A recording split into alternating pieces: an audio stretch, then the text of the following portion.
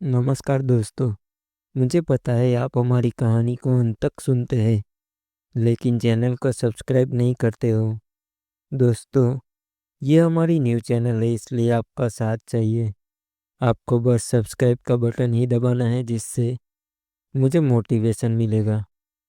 दोस्तों, अगर किसी महिला को मुझसे हुकअप या मीटअप करना हो तो मेरे डिस्क्रिप्शन में मेरी ईमेल आईडी पर ईमेल कर सकते हो।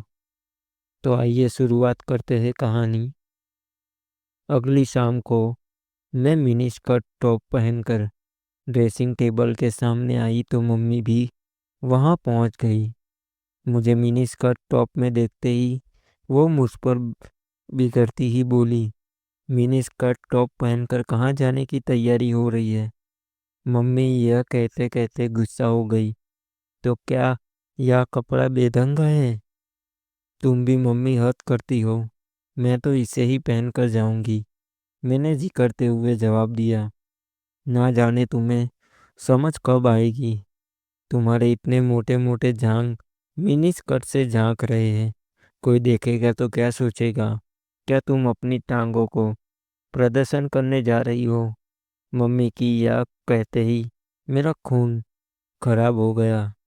मैं उससे आंखें दिखाते हुए बोली, कोई देखेगा तो अपनी आंखों से ही ना, मुझे लूट या खा थोड़ी लेगा। मैं अगर सच बोल दूंगी तो मैं कहते कहते अचानक ही चुप हो गई। मैंने देखा मम्मी का चेहरा सफ़ेद पड़ गया था। उसके चेहरे पर फैला हुआ गुस्सा सिमट कर गायब हो गया था। वो नरम पड़ते हुए बोली, तुम तो बेहिचक ही नाराज हो गई बेटी। मम्मी एकदम ही बदल गई। मैं चुपचाप दरवाजे से बाहर हो गई। रास्ते भर यही सोचती रही, इंसान की कमजोरी जब उजागर हो जाती है तो वो कितना निर्बल पड़ जाता है। मम्मी की स्थिति कुछ ऐसी ही है। मम्मी की ही क्यों, जिन भी भेद खुल जाते हैं उनकी स्थिति ऐसी ही हो जाती है। वे दब्बू और कमजोर बन जाते हैं। तभी माधुरी का घर आ गया। दरवाजे पर ही देवगन खड़ा था। मैं सहम कर खड़ी हो गई। देवगन के छेड़ने चाड़ने की आदत है। मैं काफी डर गई थी। इतने में भी वह हंसकर बोला, आज तुम्हें नहीं छेड़ूंगा। वह भला क्यों? तुम इतने शरीफ कब से बन गए? मैं यह कहती ही वे दरवाजे में आई तो बिजली की रोशनी में मेरा ही नहीं उसका भी चेहरा दमक उठा। देवगन मेरे हाथों को सहलाते हुए बोला, तुम्हें छेड़कर मुझे तुम में खोना है क्या? मैं उससे अपना हाथ छुड़ा कर वहां चली गई जहां माधुरी खड़ी थी। मुझे देखते ही देखते माधुरी सड़क पड़ी। मैंने तो सोचा था कि तू आएगी ही नहीं। इसी बीच उसकी माँ ने उसको आवाज़ देकर अपने पास बुला लिया। मैं वहाँ से सीधे ड्राइंग रूम में आ गई। फिर अचानक ही मेरे दिमाग में आया कि क्यों ना मैं नाखून पॉलिश कर लूँ। सामने ही ड्रेसिंग टेबल पर नाखून पॉलिश की शीशी रखी हुई थी। मैं ड्रेसिंग टेबल की ओर बढ़ गई। तभी मेरी एक हल्की सी चीख निकल गई। ना जाने देवगन वहां अचानक कहाँ से प्रकट हो गया। वहां मेरी चीख सुनकर काफी घबराया हुआ था। जब बात उसकी समझ में नहीं आई तो वो वहां बोला, क्या हुआ? मेरे पाँव में शीशे का टुकड़ा चुभ गया था। देखते ही देखते खून से मेरा पाँव लथपथ हो गया। देवगन गुस्से से बढ़ बढ़ाया, ये माधुरी की बच्ची पागल हो गई है। कांच का गिलास भी तोड़ गई और यूं ही छोड़ भी गई। यह कहते कहते उसने मुझे अपनी गोद में उठाकर पलंग पर बैठा दिया और रुई से डेटोल लेकर जहाँ कांच छुपा था वहाँ रुई का पहाड़ रख दिया। कांच मामूली ही छुपा था। मैं सोचने लगी, क्या देवगन मुझे इतनी ही खुशी दे सकता है जितना उस युवक ने उस रात दिया था। वैसे देवगन मुझ पर मुग्ध तो था। तभी देवगन बोला, ठहरो, मैं तुम्हारे लिए चाय लेकर आता हूँ। वो हवा की तरह गया और एक कप चाय लेकर आ गया। मैं बरबस ही हंस पड़ी। तुम्हारी चाय कहाँ है? यहीं कहीं है। तुम पहले आधी चाय पी तो लो। आधी चाय क्या, तुम झूठी चाय पियोगे? मैं आश्चर्य से बोली। क्यों, मैं तुम्हारी झूठी चाय नहीं पी सकता? एक दूसरे का झूठा खाने पीने से ही तो आपस की शर्म झिझक कम होती है। काजोल, मैं तुम्हें बहुत ही पसंद करता हूँ। मैं मन ही मन मुस्कुरा ही नहीं, इतरा भी उठी। तुम मुझे कितना प्यार करते हो या तो मुझे नहीं मालूम, लेकिन यह तो पता ही है कि तुम मेरी देह के आशिक हो और मैं भी तुम्हारे पुरुष देह यष्टि की दीवानी हूँ। तुम मेरे जीवन में आने वाले दूसरे पुरुष हो गए। मुझे देखना है तुम्हारी मर्दानगी। बाहों में कितना आनंद है, कितना नयापन है और कितना एक स्त्री को खुश करने का जादू है। इसी दौरान देवगन मुझे लूट लेने वाली निगाहों से घूरता हुआ बोला, काजोल चाय तो पियो, ठंडी हो रही है। मैं मंद मंद मुस्कुराती हुई चाय पीने लगी। अभी मैंने आधी चाय ही पी थी। उसने मेरे हाथ होठ से कप छीन लिया और बोला, तुम्हारे होठों का स्पर्श पाकर चाय कितनी स्वादिष्ट हो गई है। मालूम तुम्हारे होठों के स्पर्श में कितनी मधुसी होगी, कितनी जादुई मिठास होगी और कितनी ताजगी होगी। मैं आश्चर्य से उसे देख ही रही थी। वह चाय की चुस्कियां बड़े मजे से ले रहा था। कभी बारात आने का शोर हुआ। मैं पलंग से उठकर विवाह मंडप की ओर बढ़ गई। इसके दूसरे दिन तड़के मेरी आंख खुली तो आंखों के सामने अनायासी देवगन नाच गया। मैं देवगन के पुरुषोचित सौंदर्य से खेलना चाहती थी।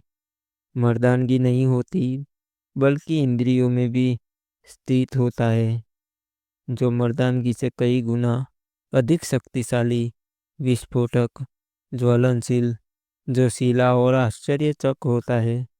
10 बजने से पहले ही मैं स्कूल पहुंच गई। देवगन गेट पर ही मिल गया।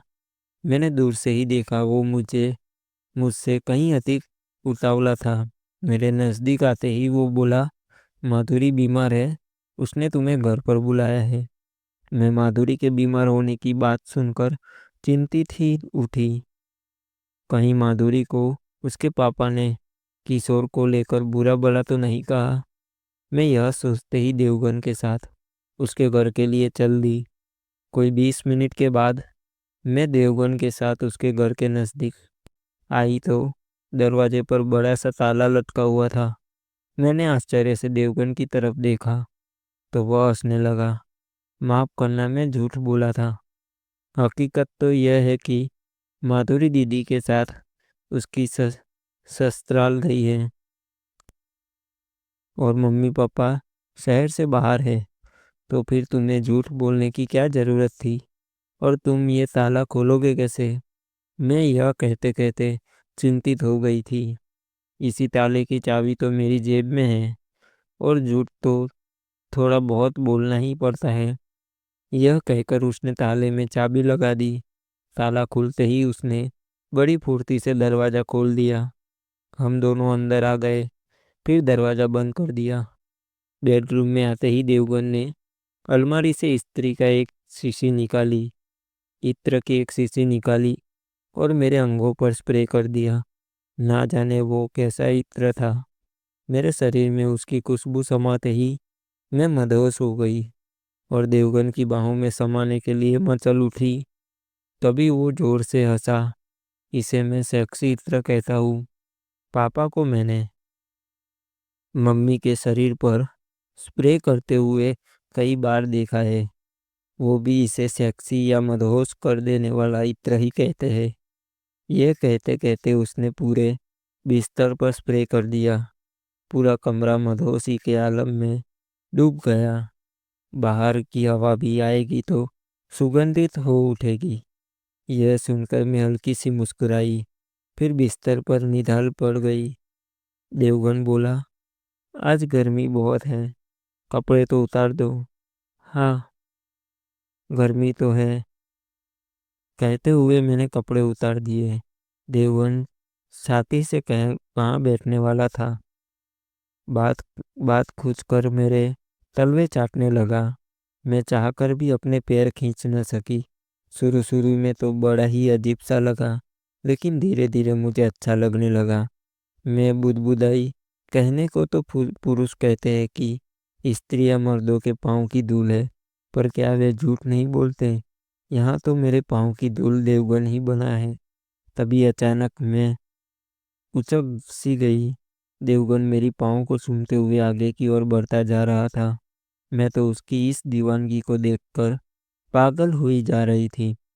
हंसती हुई मैं बोली, अरे बुद्धू, तुमने यह सब कहाँ से सीखा? मैंने पापा को ऐसा करते देखा। तो तुम ताक झाक भी करते रहते हो? बड़े नटखट हो। और तुम क्या कोई कम हो?